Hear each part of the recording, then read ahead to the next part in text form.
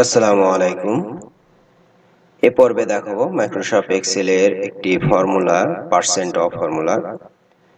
এই percent of formula আপনার কম্পিউটারে যদি এমএস অফিস 365 ভার্সন থাকে তাহলে এই ফর্মুলাটি ব্যবহার করতে পারবেন।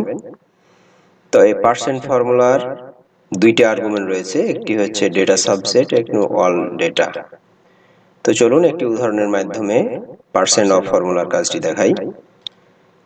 আমার এখানে দেখুন একটি চার্ট রয়েছে বা একটা টেবিল রয়েছে, এখানে অ্যামাউন্ট রয়েছে এবং অ্যামাউন্টের এখানে টোটাল, নিচে টোটাল রয়েছে, টোটাল অ্যামাউন্টটি।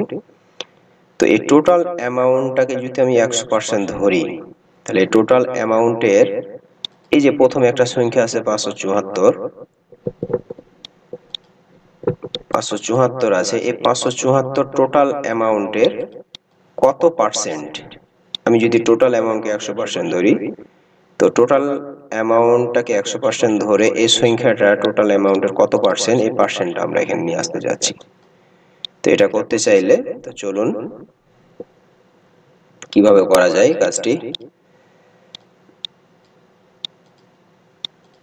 আমরা এখানে সেল পয়েন্টার রাখলাম, এরপরে পার্সেন্ট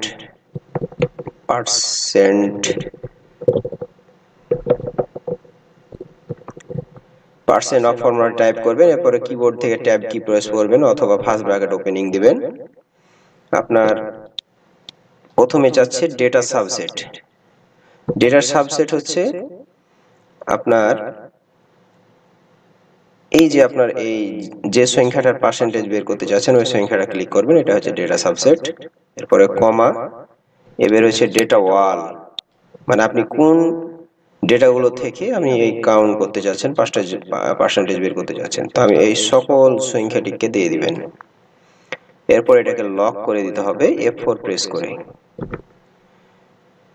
এরপরে এন্টার কি প্রেস করবেন, দেখুন চলে আসলো।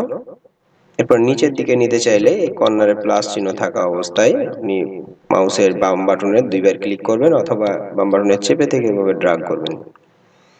তো আপনার এভাবে ডিফল্ট হিসাবে এ ধরনের একটি আউটপুট আসলো, রেজাল্ট আসলো। তো এটাকে আমি পার্সেন্ট চিহ্নটা নিয়ে আসবো, তখন সিলেক্ট করার পর আপনার এই যে হোম ট্যাবের এখানে যে পার্সেন্ট রয়েছে, পার্সেন্টের উপর ক্লিক করবেন, তাহলে দেখুন এভাবে পার্সেন্টেজ চলে আসলো। তাহলে আশা করা যায় আমি একটি উদাহরণের মাধ্যমে আপনাকে পার্সেন্ট অফ ফর্মুলাটি বোঝানোর চেষ্টা করলাম, আশা করা যায় বুঝতে পেরেছেন।